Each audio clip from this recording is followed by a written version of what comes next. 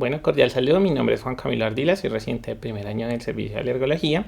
El día de hoy vamos a hablar sobre anatomía y semiología ocular. La idea es presentar unas generalidades que son útiles para el examen físico principalmente. Entonces, ¿qué es el ojo? El ojo es la unidad estructural sensorial que recibe los estímulos luminosos externos, los codifica, los transmite por la vía óptica y los presenta generando el fenómeno de la visión. Entonces vamos a iniciar esta charla con la anatomía ocular. Es importante recordar el reborde del ojo y vamos a iniciar con la órbita ocular. Entonces la órbita es una cavidad profunda que lo que hace generalmente es dar defensa y dar sostén al ojo. Está compuesta por unas estructuras óseas que contienen el globo ocular.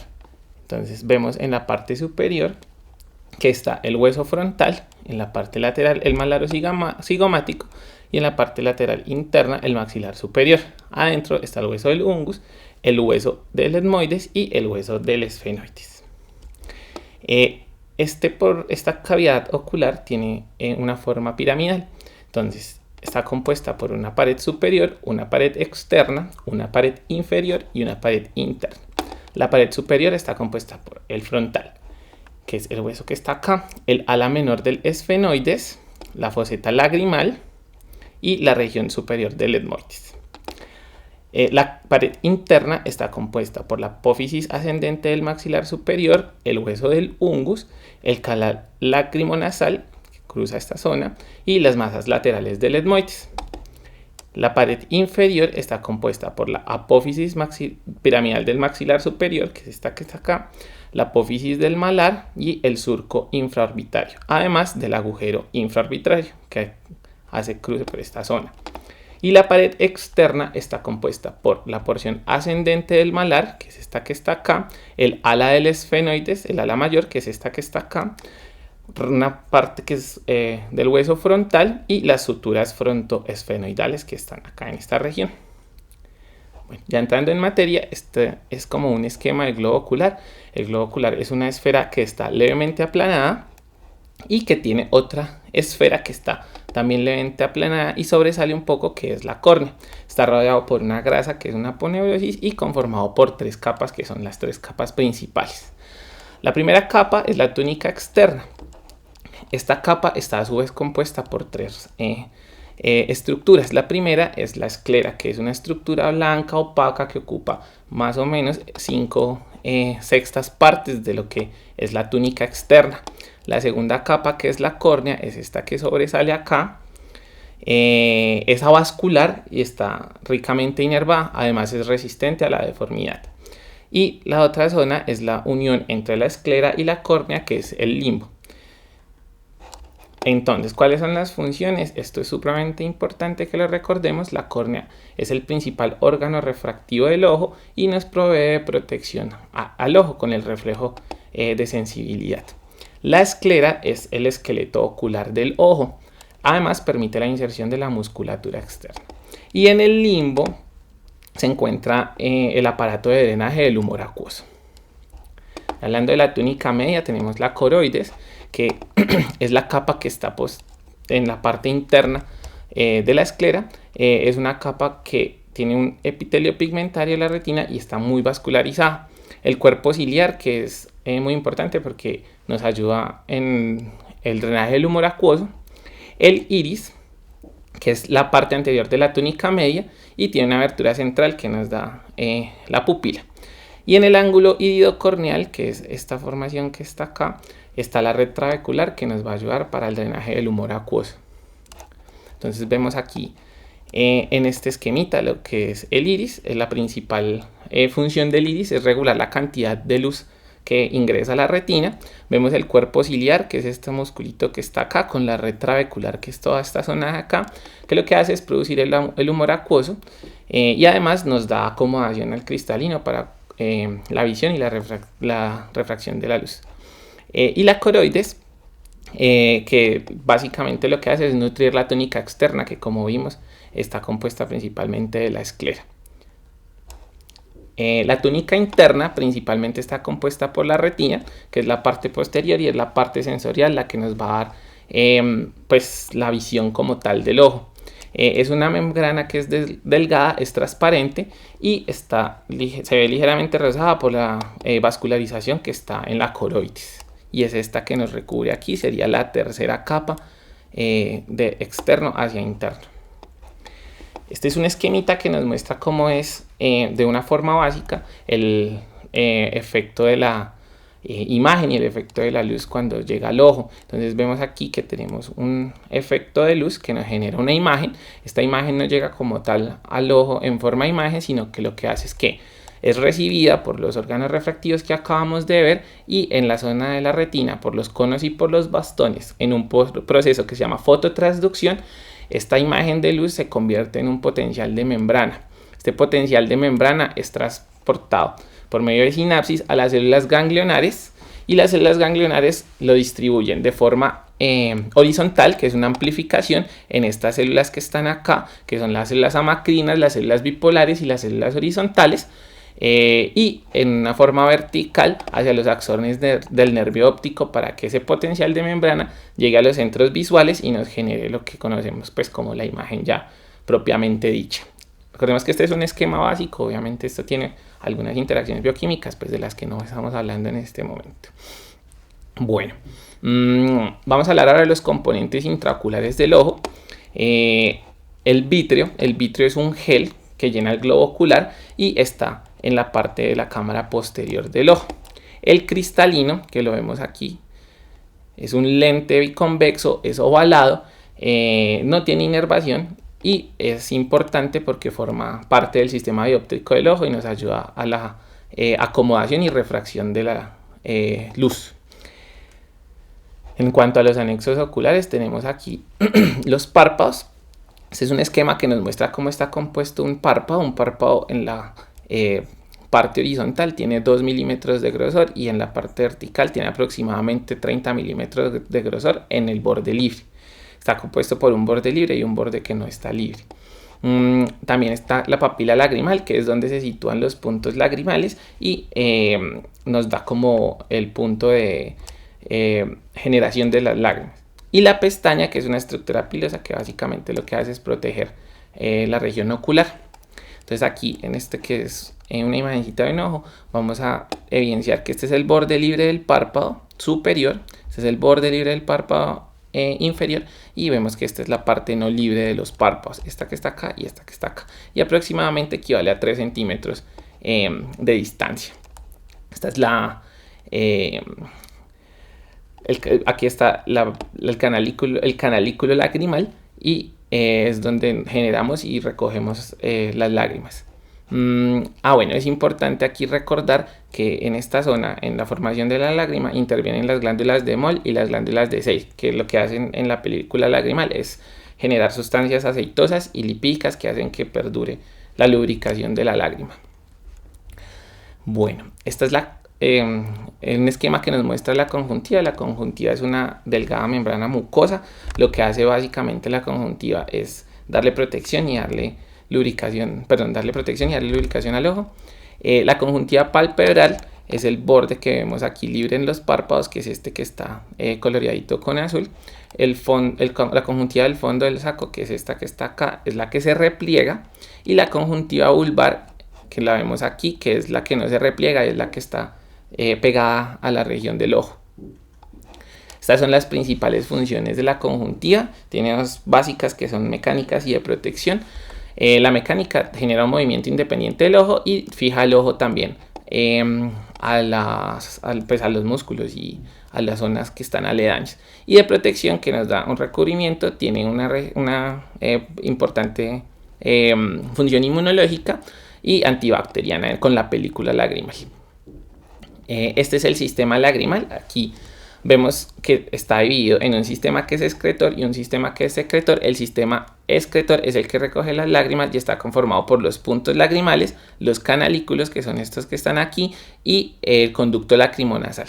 Y el sistema secretor básicamente está compuesto por la glándula lacrimal principal, las glándulas lacrimales secundarias, que son accesorias, y además lo que ya habíamos hablado, que son las glándulas de Sey, de memobomio y de las células calciformes, que lo que hacen es que generan lípidos para que la película lagrimal perdure en el tiempo. Bueno, esta es la musculatura del párpado. Vemos que está compuesta principalmente por 3 musculitos. Este músculo, que es el orbicular del párpado, tiene la función principal de cerrar el ojo. Y estos dos otros músculos, que son el elevador del párpado superior y el músculo de Müller, son los músculos encargados del cierre ocular. La musculatura extrínseca del ojo y la inervación son importantes porque nos van a dar la funcionalidad en los movimientos del ojo y además nos permiten pues la sensibilidad del mismo. Entonces tenemos el recto superior, el recto lateral, el recto inferior y el recto medial. El recto superior nos permite el movimiento del ojo hacia la parte superior, el recto inferior hacia la parte inferior, el lateral hacia la parte de afuera y el recto medial hacia la parte de adentro. El oblicuo superior nos lleva el ojo hacia abajo, hacia afuera y en rotación, y el oblicuo inferior hacia arriba, hacia afuera y en rotación. Estos son los nervios que están implicados en los movimientos de la musculatura extrínseca del ojo. Importante el nervio oftálmico, que es la primera rama del trigémino y es el que nos da la sensibilidad en el párpado superior, la sensibilidad para el nervio lagrimal, el nervio nasal y el dilatador de la pupila. Bueno, para continuar vamos a hablar de la semiología, que es importante para poder hacer un adecuado examen físico e identificar las diferentes patologías oculares a las que nos enfrentamos. Entonces, como en cualquier otro enfoque de enfermedad, es importante una adecuada historia clínica. En la historia clínica oftalmológica claramente es importante la enfermedad actual con los síntomas oculares específicos, los antecedentes, tanto patológicos, farmacológicos y en nuestro caso pues alérgicos. Aquí vemos 2 imágenes. Esta es una imagen que nos muestra una pigmentación amarilla por amiodarona y esto pues es un exoftalmos por una enfermedad de Graves.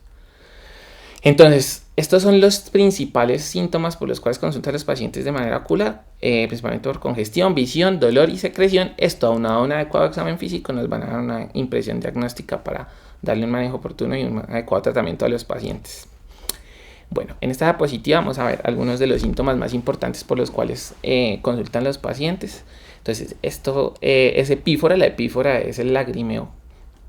La maurosis, que es la pérdida o el oscurecimiento de la visión, la diplopía, que es la visión borrosa, los escotomas, que son la pérdida de un punto de la visión o una visión oscura en algún punto de la panorámica visual, la fotofobia, que es la intolerancia a la luz, la fotopsia, que es ver luces exaltadas o exaltación de las luces, la fotopsia, que es ver halos de luces de colores, la metamorfopsia, que es la deformidad de las imágenes, y las miodesopsias, que son conocidas también como moscas volátiles, que básicamente son esta sensación de visión como de algunas partículas en el ojo.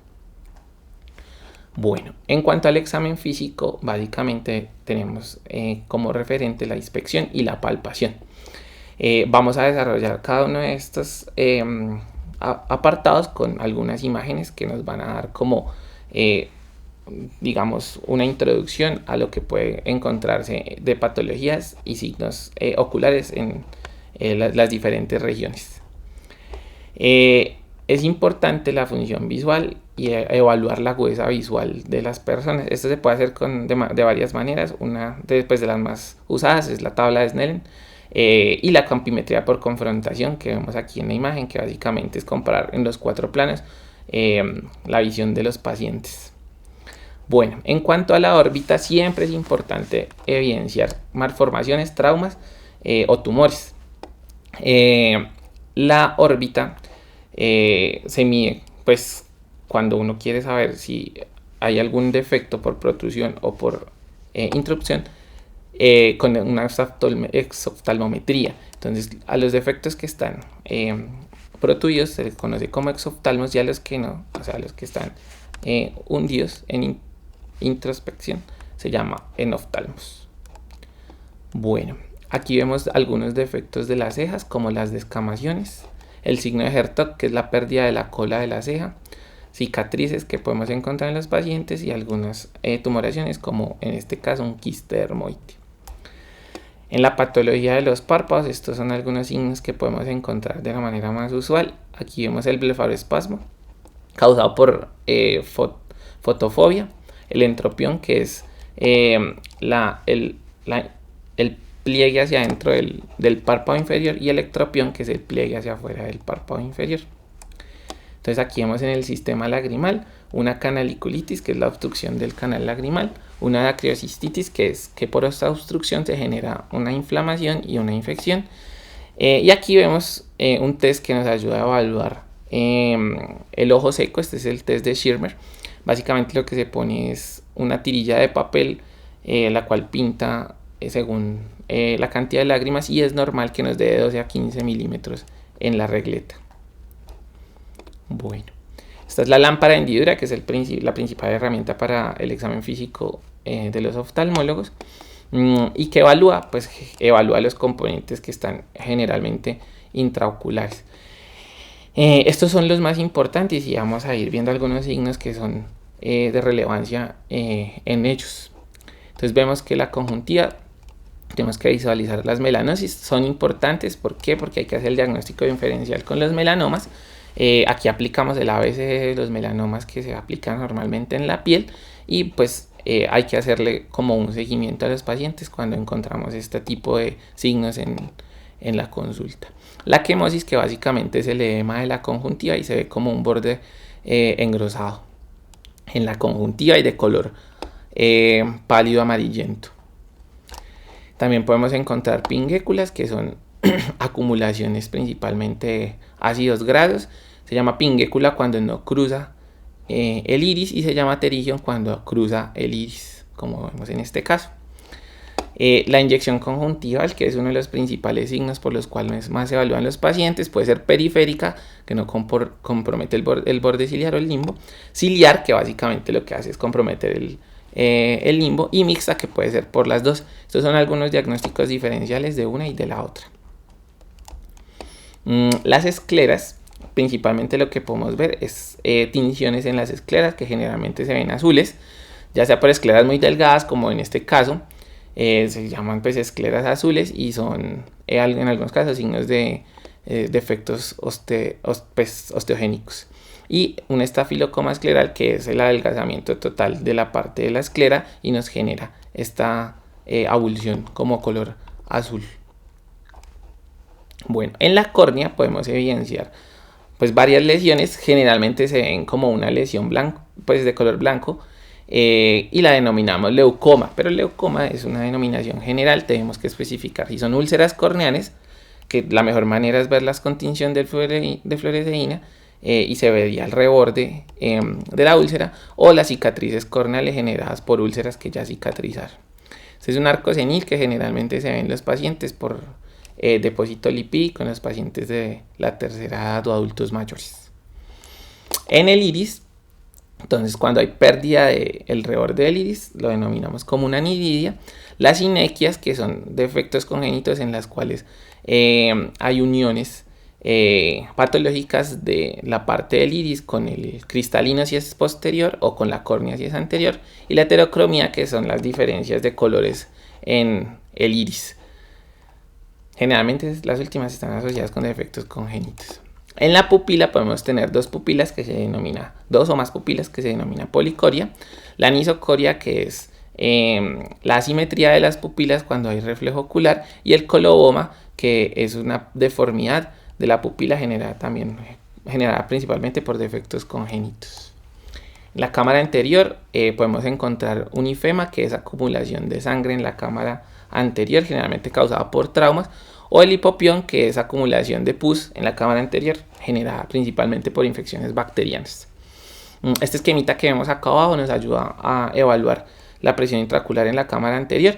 Entonces, poniendo una lámpara de luz de forma lateral desde la región temporal hacia la nasal, podemos evidenciar que la luz no toca el iris.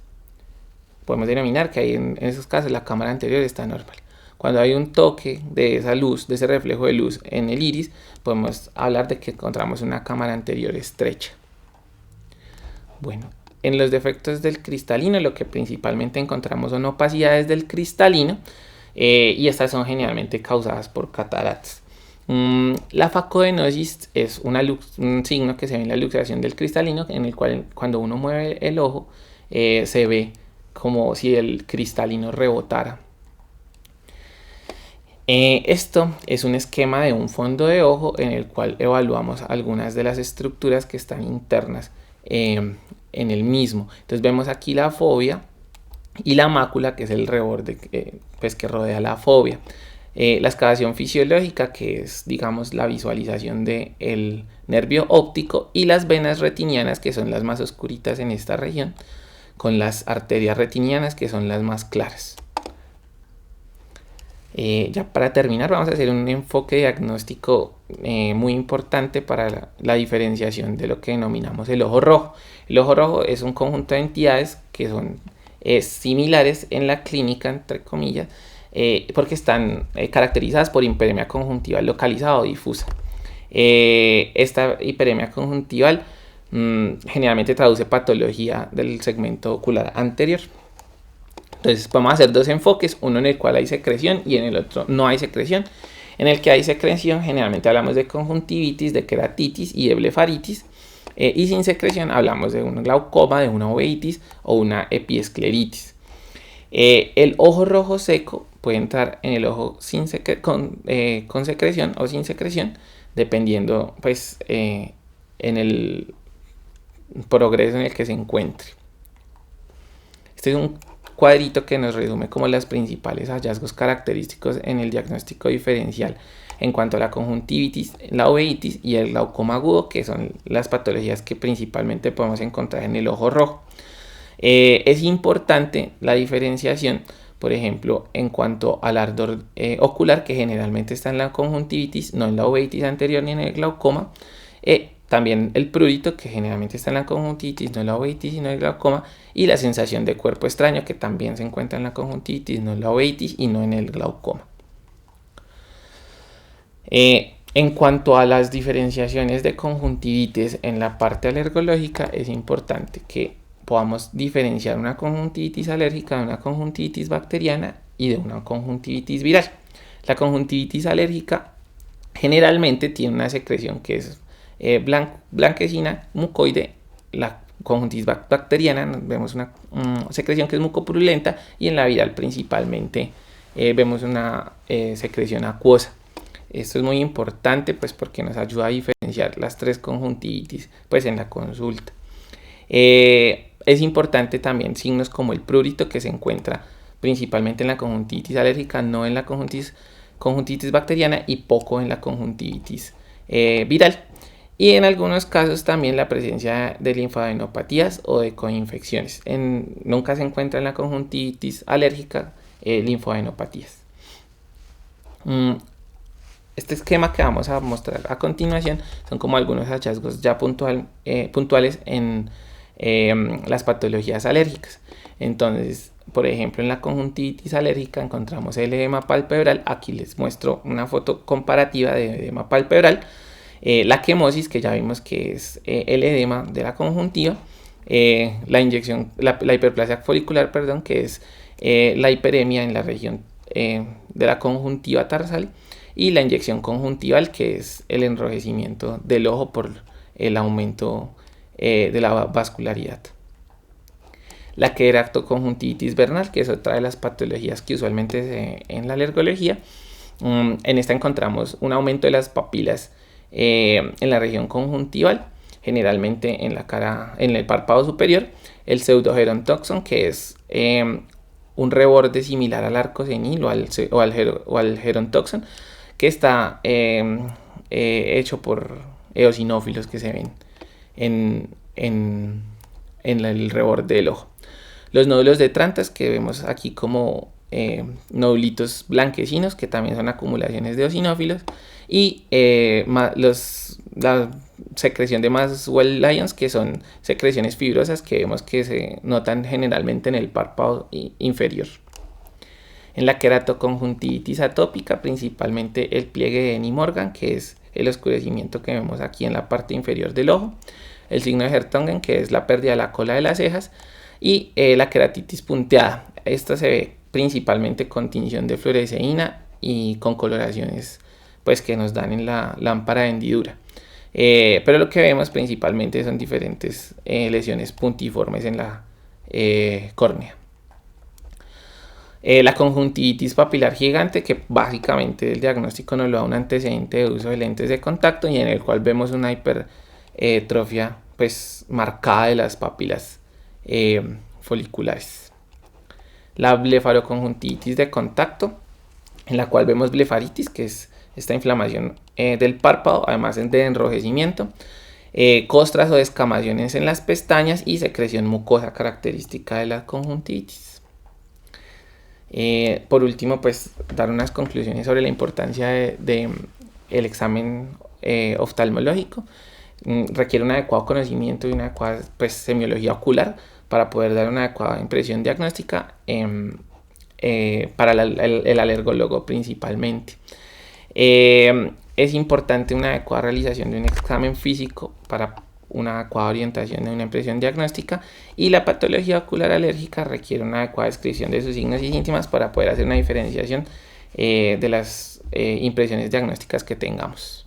Y ya, muchas gracias.